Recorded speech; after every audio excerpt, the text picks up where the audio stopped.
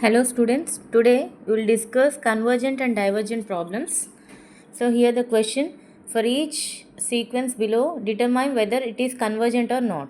If it is convergent, find its limit values, no proofs are required. So one sequence is given, we need to check whether it is convergent or not. Already we have discussed in previous video that if any sequence is convergent, then the limit value must be finite. So we need to find the limit value for this limit as n tends to infinity. Already I have said that always for any sequence the domain is from natural number. So we have to take always from limit as n tends to infinity an. Now an is given as n by n plus 1. So in this, what is the highest degree? That n power that degree we have to take as common here. So here n as it is, and what is the highest degree in this? N power 1, that is n common, then it will be 1 plus 1 by n. Now n gets cancelled and we have this part as n tends to infinity, 1 by n tends to 0 because 1 by infinity is 0, approaches to 0. That's why 1 by 1 plus, here it is 0. So it is 1, which is finite. So limit value of the given sequence is finite, so we can say it is convergent. In the same way, we can do another problem, n square plus 3 by n square minus 3. Already I have said that if numerator degree and denominator degree are same, then the answer will be coefficient of numerator by coefficient of denominator. Right? So answer will be 1. Let us see. Find the limit value for this. Then what is the highest degree that we need to take as common? Then it is 1 plus 3 by n square, and n square common here, 1 minus 3 by n square. N square gets cancelled.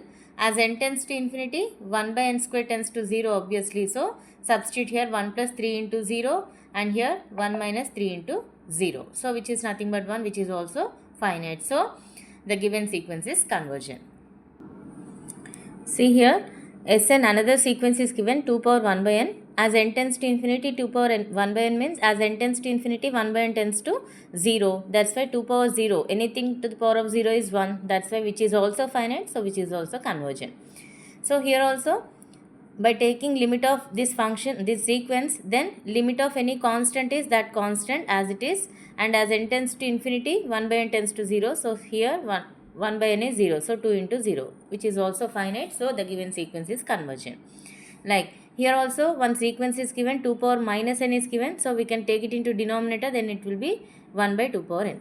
As n tends to infinity, we know 2 power infinity is obviously tends to infinity. So when you are taking in the reciprocal, what will happen? 1 by infinity tends to 0. That's why 1 by 2 power n tends to 0.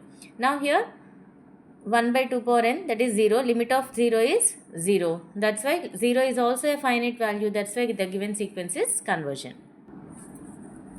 See another one, 72 plus minus 1 whole power 1 sequence is given. So first of all, we know what is minus 1 whole power n.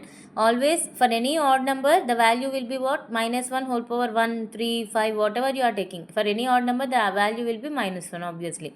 So similarly, for any even number, minus 1 whole power any even number like 100, 1000, whatever you are taking, the answer will be what? Plus 1. So we have two conditions for minus 1 whole power n.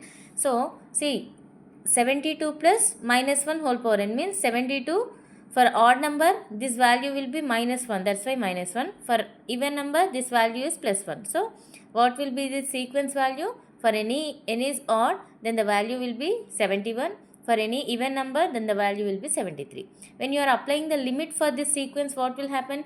Limit of any constant. So limit of any constant is that constant, and limit of this 73 is 73. For even number, value will be 73. For odd number, 71. So here, limit is not unique. What we know, for any sequence, for any function, the limit value must be unique. If it has more than one value, then that limit does not exist. So in this, it is not unique. It has two values. That's why it does not exist.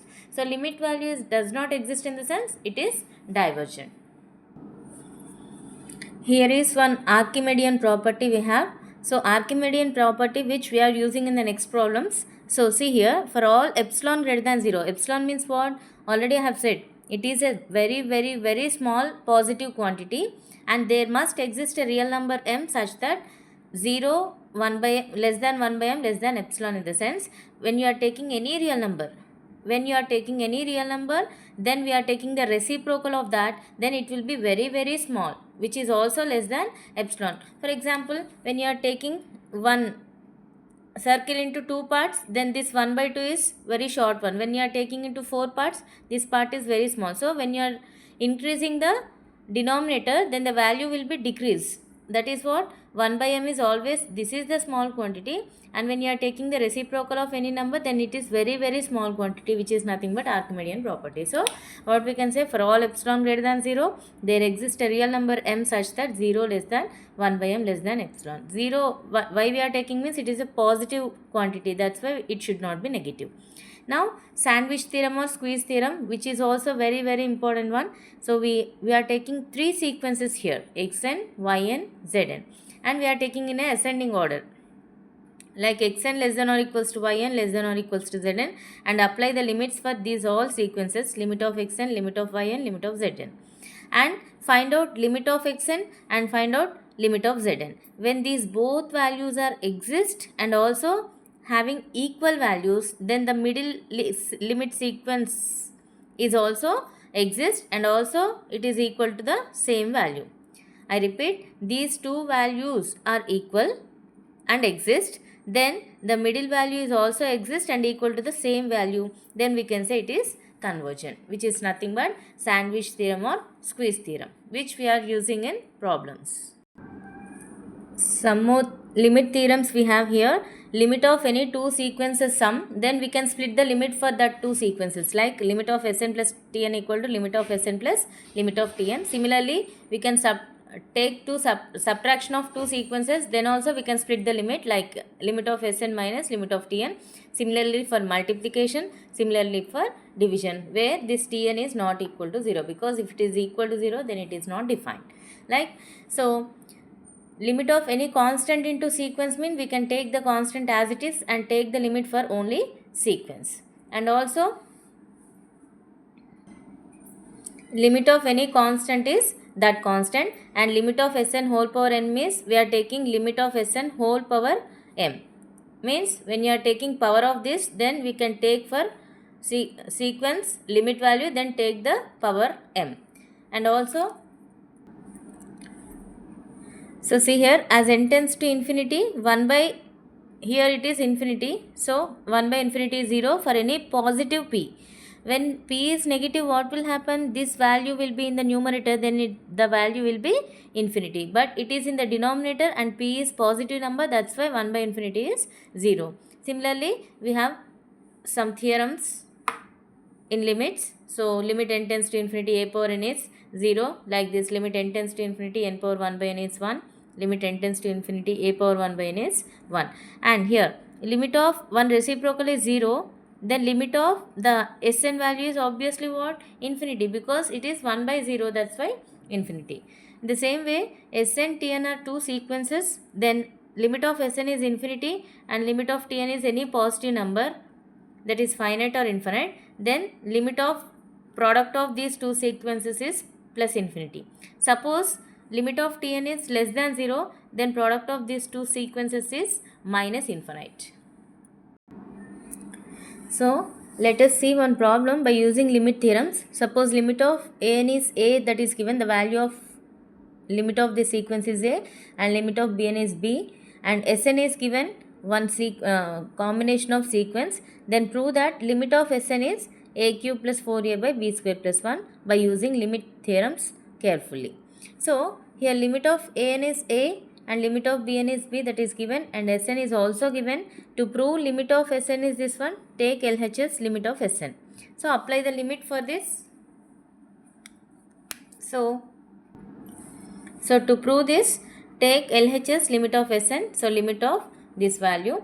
Again, by using limit theorems, what we have, limit of any sequence divided by another sequence means we can split the limit, like limit of Sn by limit of Tn. So limit of numerator by limit of denominator. Again here, this is the combination of two sequences addition. So we have one theorem like limit of Sn plus Tn means we can split the limit for both sequences. In the same way, limit of an cube plus limit of 4an. By here also we have two combination of 2, so we can split the limit for this. Again here we have limit theorem, limit Sn power m means we can take for total power m. So like this we can take as limit an whole power 3. Similarly we have limit of any constant is k, and also we have limit of k into some Sn means k take it as it is and limit of that sequence. In the same way 4 take it as it is, limit of that an, by here also whole power 2 and limit of any constant is that constant.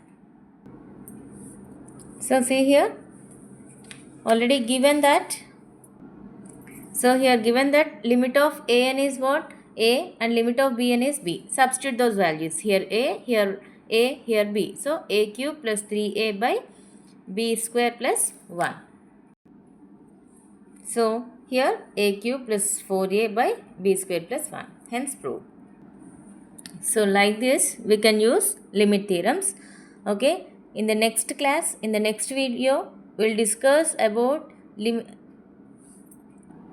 find the limit value by using definition of limits by using Archimedean property. Thanks for watching.